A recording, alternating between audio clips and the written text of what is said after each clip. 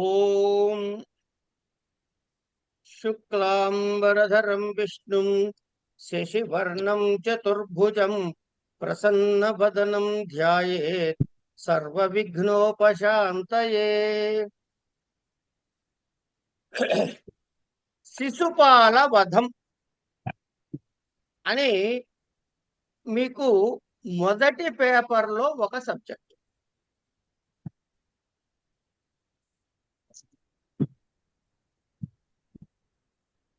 ఈ శిశుపాల వధము పేపర్ 1 అండి. పేపర్ 1లో 4 యూనిట్లుగా శిశుపాల వధ ఉంది. వినండి, పుస్తకం లేకపోయినా పర్వాలేదు. ముందు ఈ ఇంట్రడక్షన్ వినేసేయండి. 4 యూనిట్లుగా ఈ శిశుపాల వధ ఉంది. ఎట్లా ఉంది? మొదటి యూనిట్ లో శిశుపాల వధ అనేటటువంటి రచయిత ఎవరు, తర్వాత ఈ కావ్యం యొక్క పరిచయము ఏమిటి, ఈ 2 పార్ట్లతో ఒక యూనిట్.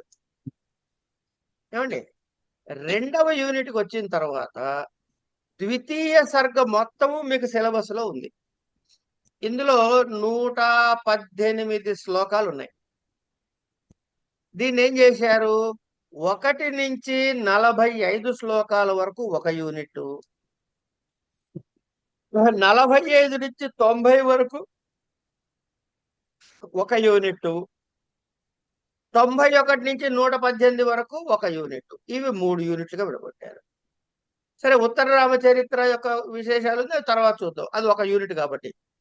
సో శిశుపాల వధ అనే సబ్జెక్ట్ మనం చదువుకుంటే 80 మార్కుల పేపర్ మీరు చదివినట్లు. 80 మార్కుల పేపర్. ఇకపోతే మనం ఇప్పుడు ఏం చదివాము అంటే సిద్ధాంత కౌముదిలో సంజ్ఞా ప్రకరణము, కారక ప్రకరణము చదువుకున్నాం. దానితో ఒక పేపర్ పూర్తి అయిపోయింది. సూక్తాలు మీరు చదువుతున్నారు. సోమవారం చెబితే అప్పుడు నేను అందులో తైత్తిరీయంలో ఉన్న శిక్షావల్లి, భృగువల్లి చెప్పుకుంటాం. ఓకే. ఇక 4వ పేపర్లో సాంఖ్యకారికలు 3 యూనిట్లో చదివేశారు. తర్క భాష చెప్పాలని చెప్పుకుంటాం. కనుక ప్రధానంగా ఇప్పుడు శిశుపాల వధ పూర్తి చేసుకుంటే మీరు చాలా మటుకు పరీక్షకి రెడీ. ఇవాళ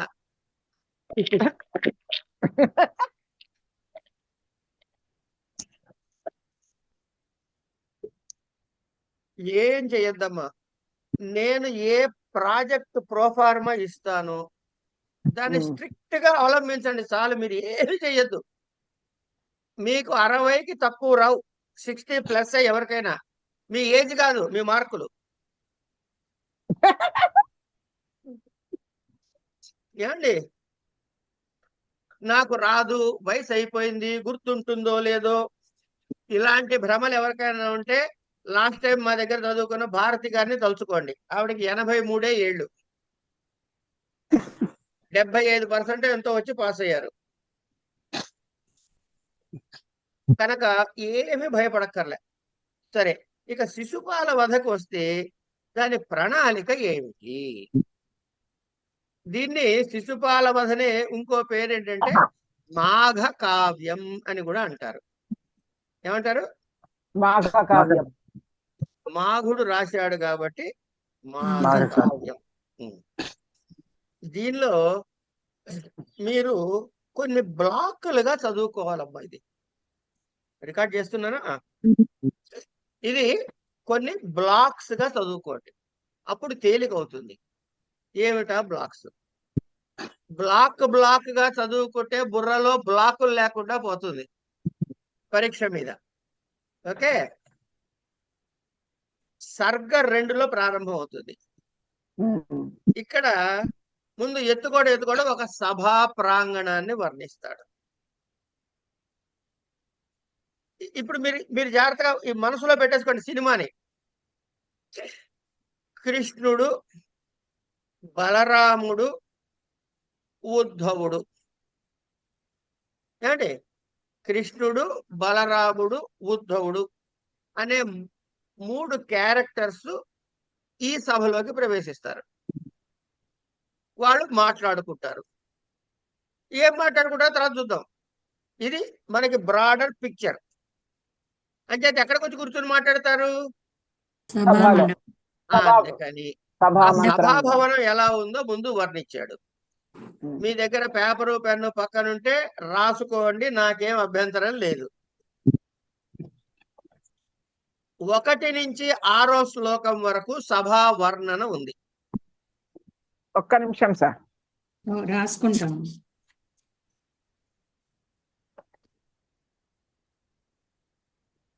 1 నుంచి 6 వరకు సభావర్ణం.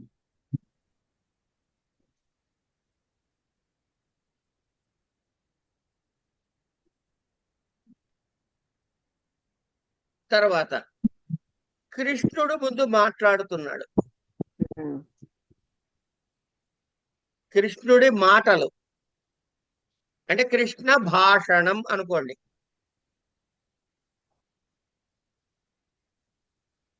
అది 12వ శ్లోకం వరకు. అంటే 7 నుంచి 12 7 అండి. నుంచి 12. అంతేగా అంతేగా 7 to 12 కృష్ణ భాషణం. అంతే.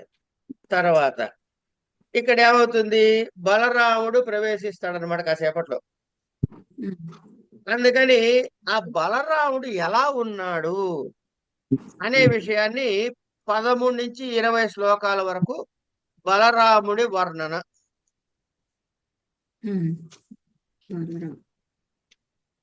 దాని నల్లగొట్టలు కట్టుకున్నాడు, ఉంటాయిగా ఆయన లెక్కలు, ఆయన గురించి చెప్పారు.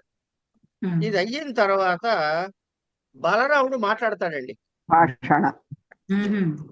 బలరాముడి సంభాషణ 21 నుంచి 45 21 నుంచి 67 వరకు మాట్లాడతాడు బలరాముడు. 67 చాలా ఉన్నాయి శ్లోకాలు. బలరాముడి సంభాషణ 21 నుంచి 67 వరకు. ఈ 21 నుంచి 67 దాకా ఏం మాట్లాడాడు అసలు బలరాముడు అంటే 21 నుంచి 37 వరకు రాజనీతి మాట్లాడాడు.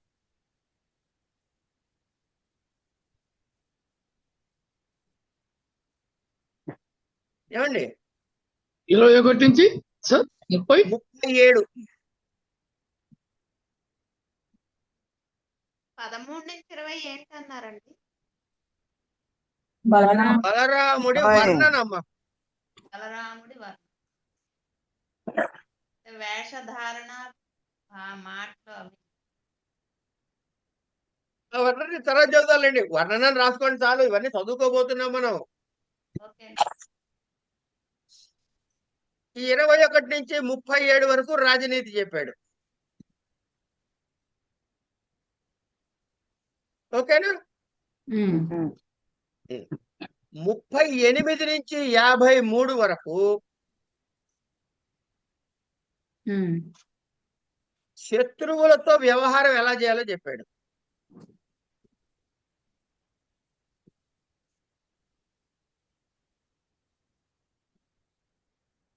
ఇక్కడ మీరు గమనించినట్లయితే 45వ శ్లోకం వరకు యూనిట్ 2 అన్నాడు మీకు. 1 నుంచి 45వ శ్లోకం వరకు కదా. కనుక ఇక్కడి వరకు ఉన్న పార్ట్ ని మీరు ఇట్లా చిన్న గీత పెట్టుకుని దీనిపైన యూనిట్ 2 అని రాసుకోండి. రాసాం.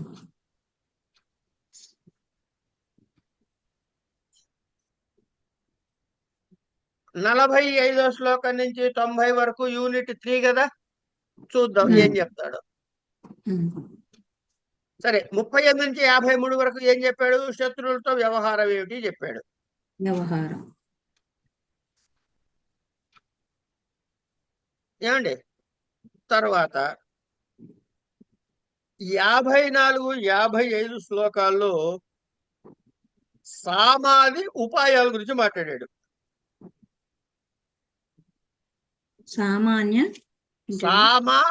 దానాభేద సమాధి ఉపాయాలు. అన్నది ఉపమానాల గురించి మాట్లాడాడు.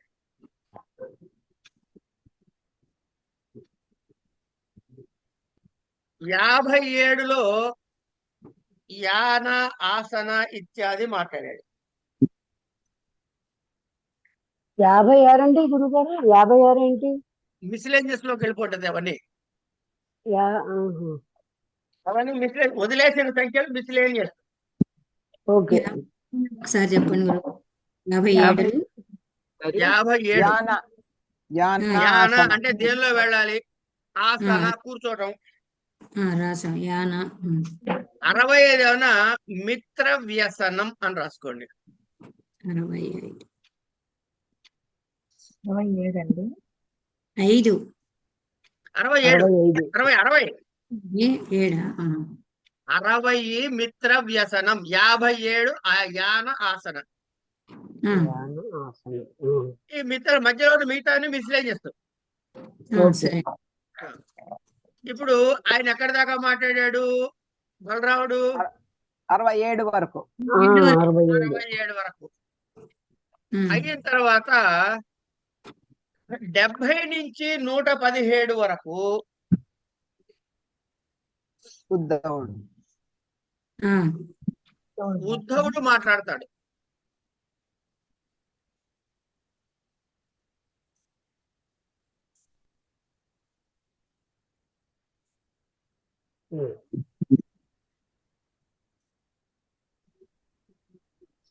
ఏమండి,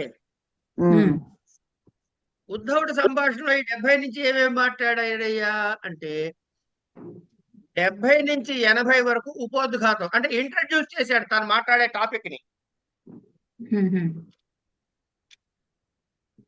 ఏమండి, రాసుకుంటున్నాను. 70 నుంచి 70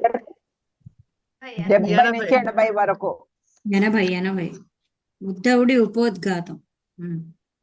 ఉద్ధవుడు ఉపోద్ఘాతం చెప్తాడు. 81 నుంచి 92 వరకు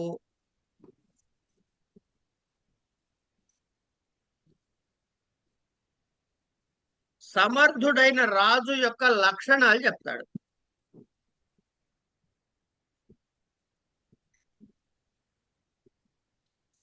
తల్లి మ్యూట్ చేసి మాట్లాడవే గీత.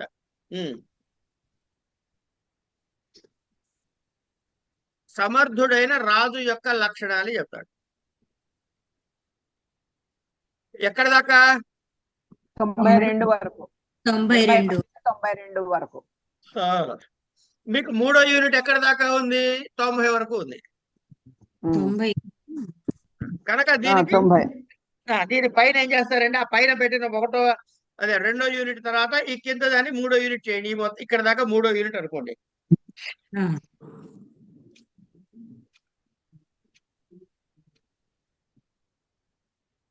ఇక తర్వాత కిందంతా 4వ యూనిటే. 93లో అయిపోయిందమ్మా. 93 నుంచి 4 యూనిట్ గురువు గారు. నుంచి 110. 93 నుంచి 118. నేను చెప్తున్నా వినండి. 81 నుంచి 92 సమర్థుడైన రాజు యొక్క లక్షణాలు రాసుకున్నారా? రైట్. ఇప్పుడు చెప్పబోయేవన్నీ కూడాను 4వ యూనిట్ అంటున్నా మీకు. రాసుకున్నాం. 4వ యూనిట్ అని రాసాం. 93 శ్లోకం సంధి విగ్రహాల ప్రయోగము. సామధాన భేద దండోపాయాలని చెప్పాం కదా. అట్లాగే ఇది ఒక రాజనీతి శాస్త్రంలో సంధి విగ్రహం ఇవన్నీ వస్తాయి.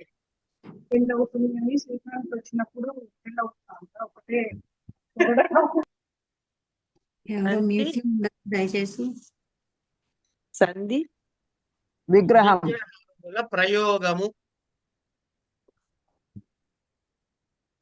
95 నుంచి 100 వరకు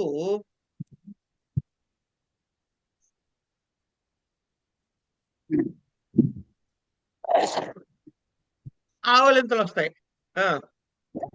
నిజమవచ్చు. నాయకండి 95 నుంచి 100 వరకు శిశుపాలుడి గురించి చెబుతాడు. ఇక్కడే కాదు, మాకు 1 నుంచి ఆవలింతలు వస్తున్నాయి.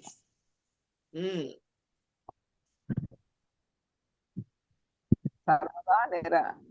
నిర 95 నుంచి 100 వరకు శిశుపాలుడి గురించి చెబుతాడు. 101 నుంచి 110 వరకు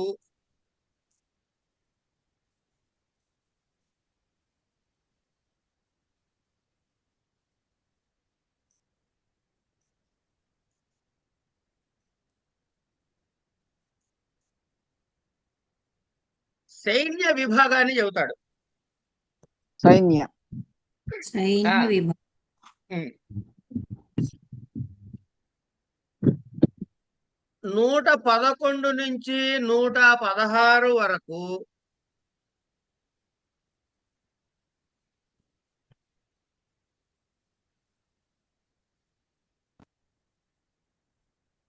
గుప్తచర విభాగం గురించి చెబుతాడు.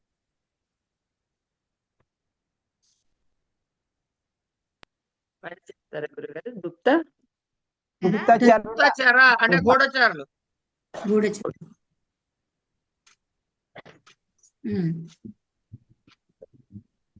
ఏమండి? రాశాము.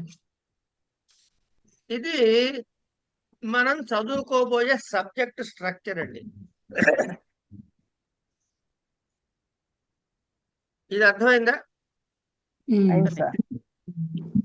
4 లాస్ట్ రెండు 111 నుంచి 116 వరకు గుప్తచర విభాగం అంటే గూఢచారుల గురించి చెప్తారు. 117 118 118 కదా. జనరల్ 117 ఏమి లేదు, లాస్ట్ లోపల ఇది లాస్ట్ లో కంక్లూడింగ్ ఉంటుంది. దాని గురించి పెద్ద పట్టించుకోకర్లేదు మీరు. సంభాషణ నిష్క్రమిస్తారు. Conclusion part. ఏమండి మూర్తి గారు ఏమన్నారు? వాళ్ళు ఆ సభా ప్రాంగణం నుంచి నిష్క్రమిస్తారు అంటున్నానండి. అబ్బే మనం అవన్నీ చెప్పద్దు, మిస్లేనియస్ అని చెబుదాం. అదే ఎందుకంటే మిగిలిన వదిలేసిన కూడా చెప్పాలి. అట్లా చెప్తే ఊరికే అంటున్నాను, చివరం కదా వాళ్ళు వెళ్ళిపోయారు అని. మీరు చదివేశారండి మూర్తి గారు మొత్తం? లేదండి, లాస్ట్ టైం ఒకసారి విన్నాను మీరు చెప్తుంటే, ఓ చాలా కాలం క్రితం, ఒక 6 సరే. నెలలు. ఇదండి ఈ ప్రణాళిక ఇట్లా ఉంటుంది. కనుక మనం ఇప్పుడు ఏ ఏ హెడ్డింగుల వరకు నీలిమ గారు ఒక్కసారి మీరు చెబుతారా? రాసుకున్నారా నీలిమ గారు?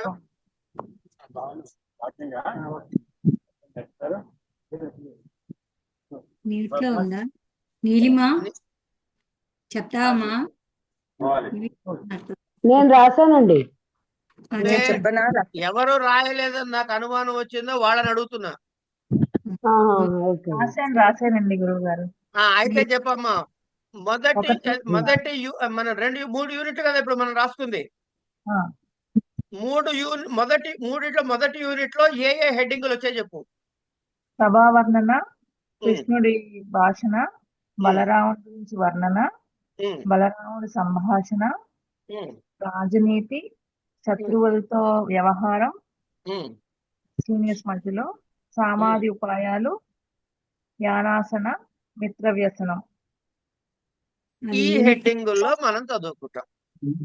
ఓకేనమ్మా? ఇట్లా మిగతా హెడ్డింగులు మీకు ఇచ్చా. కనుక మనకి సింపుల్ గా చెప్పాలంటే ధర్మరాజు రాజసూయాగం చేస్తున్నాడండి. ధర్మరాజు గారు ఏం చేస్తున్నాడు? రాజసూయాగం చేస్తుంది. రాజసూయాగం చేస్తున్నాడు. చేస్తుంటే అక్కడికి వెళ్ళాలి కృష్ణుడు వాళ్ళు. ఇంకోటి వీడి శిశుపాలుడు గొడవ చేస్తున్నాడు, వీడిని లేపేయాలి. సో ముందు ఎక్కడికి వెళ్ళాలి? ఇది గొడవ. శిశుపాలుడిని చంపడానికి వెళ్ళాలా, రాజసూయానికి వెళ్ళాలా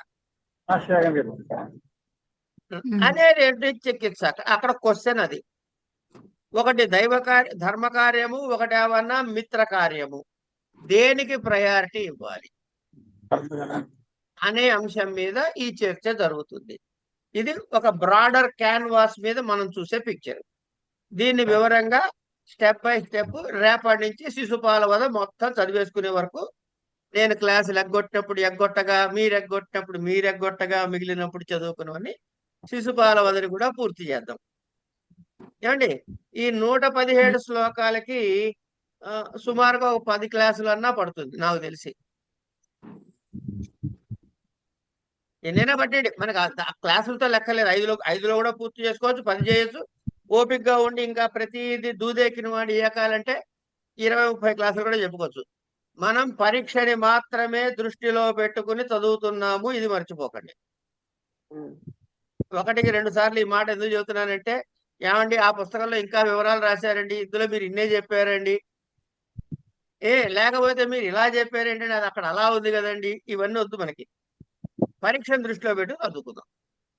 కానీ కథాభాగాన్ని వదిలిపెట్టం, శాస్త్రీయంగా ఏం చదువుకోవాలో అంతవరకు ఏది విడిచిపెట్టం. మీరు పరీక్ష పాస్ అవడానికి ఏ విధంగా మీకు సబ్జెక్టు వెళ్తే వస్తుందో అది మన రూట్ మ్యాప్ అంతే. కానీ కథ మాత్రం చాలా స్పష్టంగా ఉన్నది ఉన్నట్టుగా ఏది విడిచిపెట్టకుండానే చదువుకుంటాం. రైట్, ఇవాళకి ఇక్కడ ఆపుకుందాం అండి. ఇంట్రడక్షన్ అయిపోయింది కాబట్టి ఇవాళ నుంచి శిశుపాల వధ కూడా ప్రారంభ. రేపు శుక్రవారము మొదటి శ్లోకంతో ప్రారంభం చేద్దాం.